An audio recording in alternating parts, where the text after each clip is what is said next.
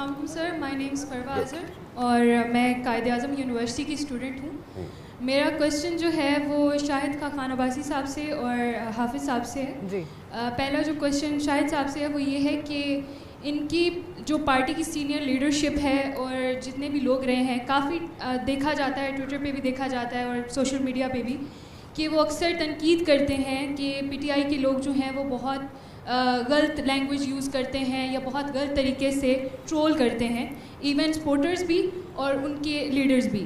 لیکن ریسنٹلی مریم اورنگزیب صاحبہ کا ایک بیان جو ہم نے سنا ہے، وہ ان کو میں خود بھی رسپیکٹ کرتی ہوں، لیکن ان کا یہ بیان جو تھا کہ اس فتنے کو اسی وقت ختم کر دینا چاہیے تھا، اس کا سر کچل دینا چاہیے تھا، اس کے اوپر ان کا، کیونکہ یہ ان کے ساتھ ٹائم گزار چکے ہیں، تو ان کا کیا اس کے اوپر ٹیک ہے. دوسرا جو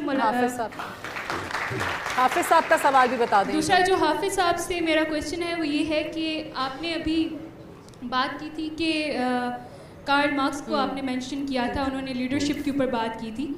تو سر ابھی آپ تھوڑی دیر پہلے کہہ رہے تھے کہ پاور پالیٹکس نہیں ہونی چاہیے، اس کے اندر آپ کو عوام کا مفاد دیکھنا چاہیے.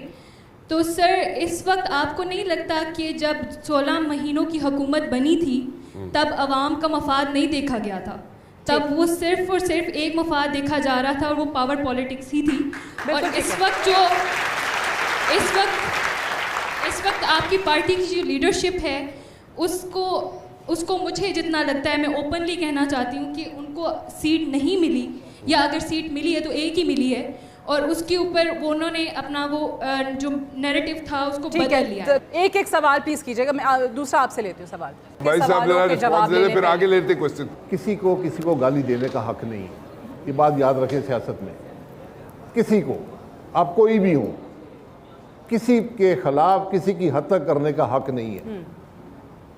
85 سے لے کر آج تک اس پارلیمنٹ میں 3 مکے مارے گئے ہیں اور تینوں میں نے مارے ہیں. مجھے اس بات کا فخر نہیں ہے کیونکہ مجھے گالی دی گئی تھی. یہ باتیں، گالی دینا، آپ احتجاج کریں، پارلیمانی طریقہ ہے. آپ کسی کو گالی دیں گے پھر اس کا رد عمل آئے گا، پھر اس کے لیے بھی برداشت کرنے کو تیار ہو جائیں. یہ پہلی بات ہے. پارلیمانی، میں نے یہی کہا، پارلیمانی قدریں ہیں، اخلاقی قدریں ہوتی ہیں. آج جو لوگ الیکشن چوری کر کے اسمبلیوں میں بیٹھے ہیں، ان کرسیوں پر بیٹھے ہیں جس میں ان کو بیٹھنے کا حق نہیں ہے، انہوں نے تمام اخلاقی قدریں پامال کر دی ہیں، پارلیمانی قدریں پامال کر دی ہیں. وہ کچھ نہیں کر سکتے. ان کو کل آپ وزیر بنائیں گے، کوئی کام نہیں کر سکتے. سب سے بڑی اتھارٹی مورل اتھارٹی ہوتی ہے جو ان کرسیوں پر بیٹھتے ہیں. عمران خان صاحب 3 سال 8 مہینے کام کیوں نہیں کر سکے؟ کیونکہ 2018 کا الیکشن چوری ہوا تھا. آج یہ حکومت نہیں چلے گی کیونکہ 2024 کا الیکشن چوری ہوا ہے. اس لیے ایک دوسرے پہ الزامات لگانے کی اب جگہ نہیں رہی.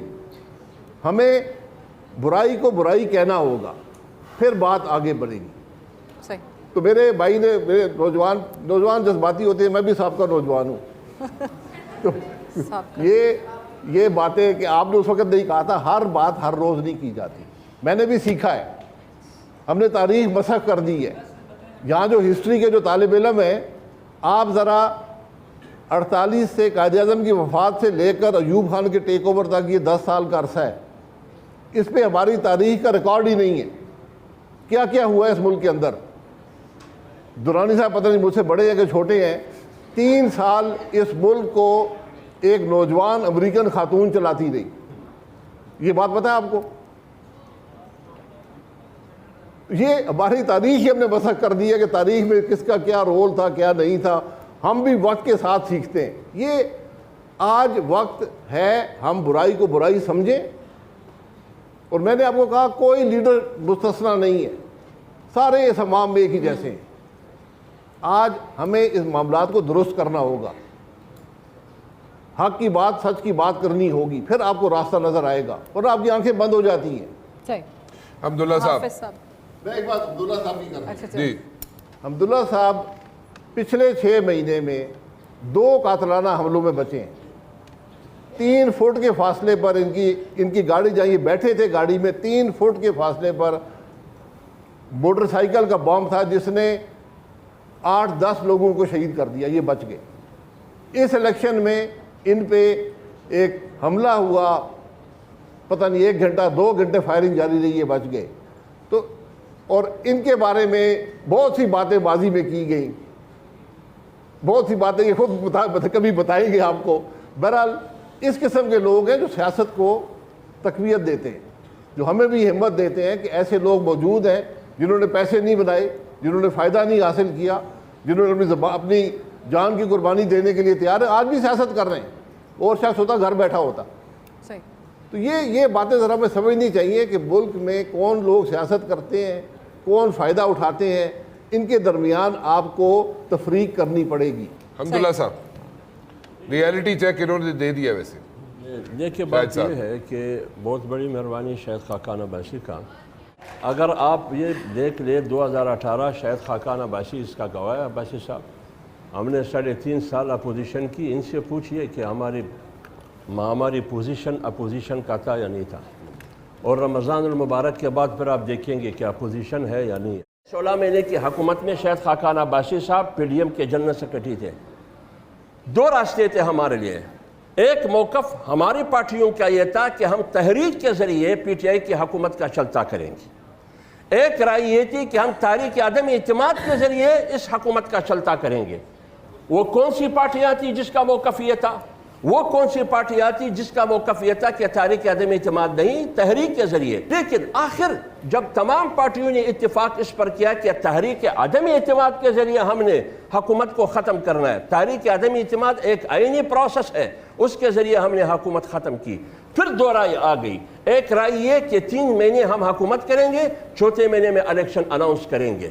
یہ ایک رائے یہ تھی. دوسری رائے یہ تھی کہ نہیں, یہ پورے 2 سال 16 مہینے ہم حکومت کریں گے. وہ کس کی رائے تھی آپ خود اندازہ لگایا کس کی رائے تھی. لہٰذا ہم نے بامر مجبوری, میں جمعیت علماء اسلام کی نمائندگی کرتے ہوئے بات کرتا ہوں, ہم نے بامر مجبوری 16 مہینے ساتھ دے کر, کیونکہ ساری پارٹیاں ایک طرف, اگر ہم ایک طرف ہو جاتے تو وہ یہی کہتے کہ یہ پی ٹی آئی کو بچانا چاہتے ہیں, عمران خان کو بچانا چاہتے ہیں, اس کا مقصد یہ نہیں ہے.